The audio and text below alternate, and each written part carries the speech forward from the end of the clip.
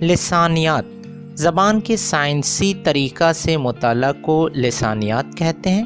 لسانیات کی رو سے زبان ایک ایسے خود اختیاری اور روایتی صوتی علامتوں کے نظام کو کہتے ہیں جو کوئی انسان اپنے سماج میں اظہار خیال کے لیے استعمال کرتا ہے۔ لسانیات میں زبان اوپر دیے گئے خاص معنی میں استعمال ہوتی ہے، اگرچہ زبان آوازوں یا اصوات کا مجموعہ اور ترتیب کا نام ہے۔ واضح ہو کہ لسانیات میں انسان کے اعضائے تکلم سے ادا کی جانے والی آوازیں ہی اہم ہیں۔ اشاروں کی زبان یا تحریر لسانیات میں ثانوی حیثیت رکھتے ہیں، یعنی لسانیات میں زبانی بولی جانے والی زبان کا مطالعہ کیا جاتا ہے، لکھی ہوئی زبان کا نہیں۔ خیال رہے، زبان کے سائنسی طریقہ سے مطالعہ کو لسانیات کہتے ہیں۔ اب دیکھیے لسانیات کی شاخیں۔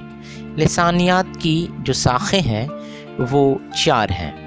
پہلی جو شاخ ہے وہ ہے صوتیات، اس کے بعد صرفیات یا مارفولوجی، اس کے بعد نحویات، اس کے بعد معنیات۔ واضح ہو کہ بعض ادیب 5 شاخ مانتے ہیں کیونکہ وہ فونیمیات کو ایک الگ شاخ مانتے ہیں۔ یا یہ کہا جا سکتا ہے کہ جدید لسانیات نے زبان کے مطالعے کو 4 سطحوں میں تقسیم کیا ہے، وہ یوں ہیں: صوتیاتی سطح، صرفیاتی سطح، نحویاتی سطح اور معنیاتی سطح۔ دیکھیے ابھی ہم لوگ پڑھیں گے صوتیاتی۔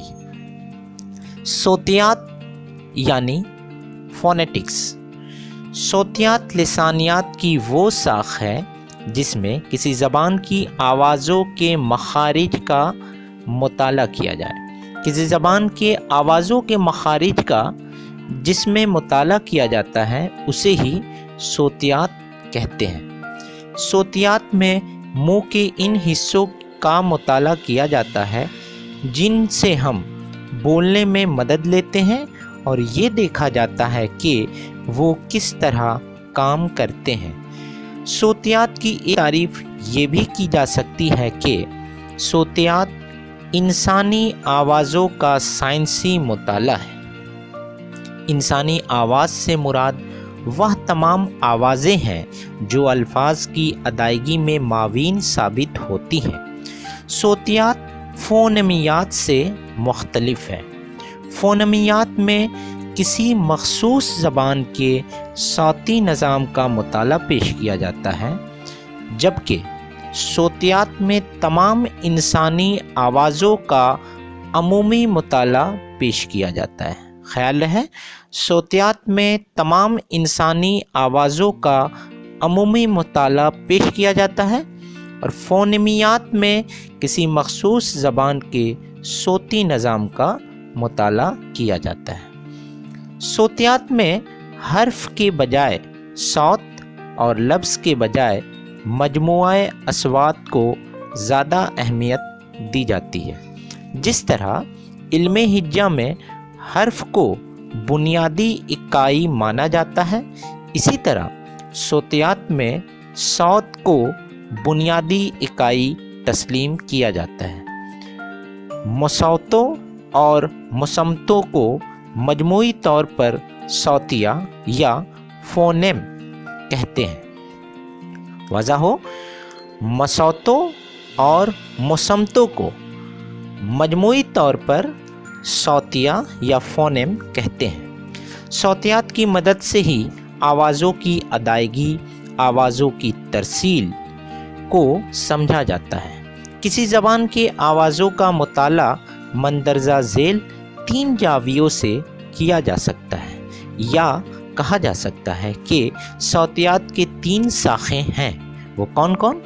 وہ اس طرح سے ہیں: سمیاتی صوتیات یعنی اسٹیٹک فونیٹکس، سماعی صوتیات یعنی آڈیٹوری فونیٹکس، اور تلفظی صوتیات یعنی آرٹیکیولیٹری فونیٹکس۔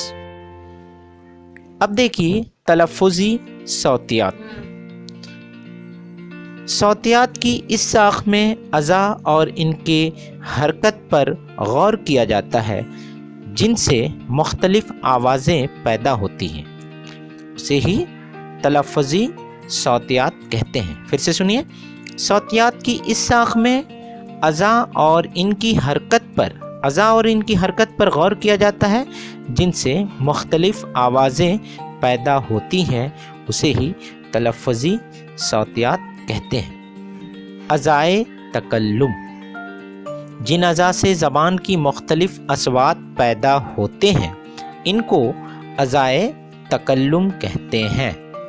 अज़ाए तकल्लुम मंदरजा झेल हैं। होंठ, ऊपरी दांत, इससे आवाज़ जो निकलती है उनके अज़ा मंदरजा झेल है। होंठ, ऊपरी दांत, ज़बान की नोक, ज़बान का फल, ज़बान का वस्ती हिस्सा, ज़बान का पिछला हिस्सा, ज़बान की जड़, ऊपरी मसूड़, सख्त तालू, नर्म तालू, नर्म तालू को ही गस्सा कहते हैं। लम्हियात याकुआ, हलक, हलकी ढक्कन, सांस की नली, नर खरा, सौत तांत, सौत तांत का दहाना, अनफी खला, अनफी खला इसको कहते हैं नेसल कैविटी, फेफड़ा।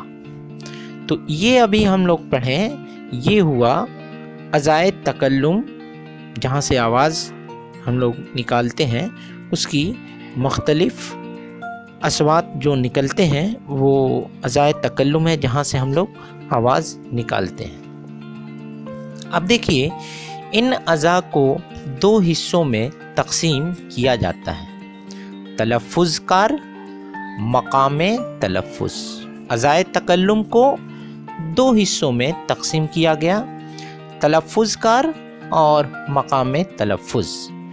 जो अज़ा हरकत करते हैं उन्हें तलफ़ुज़कार या आर्टिक्यूलेटर कहते हैं।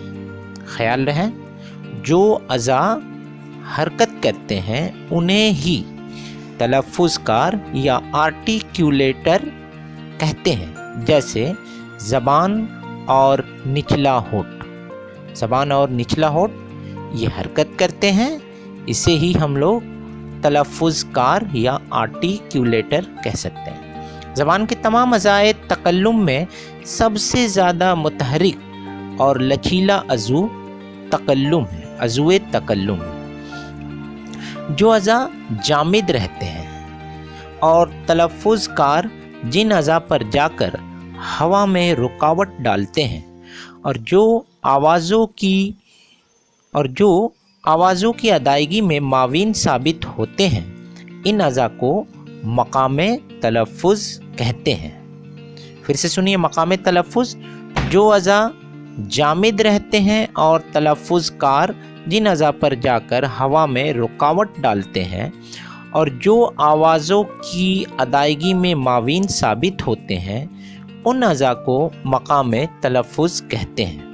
बलब्स दिगर, वो मकाम जहाँ तलफ़ुज़कार बाहर आती हो, हवा में रुकावट का सबब बनता है, उसे ही मक़ामे तलफ़ुज़ कहते हैं। उर्दू मसमतों की अदायगी में 9 मुख्तलिफ मकामात पर ये रुकावटें डाली जाती हैं। किताब ज़ियाए उर्दू, मुरत्तिब ज़ियाउल मुस्तफ़ा मिसबाही, नासिर, आसी बुक सेंटर।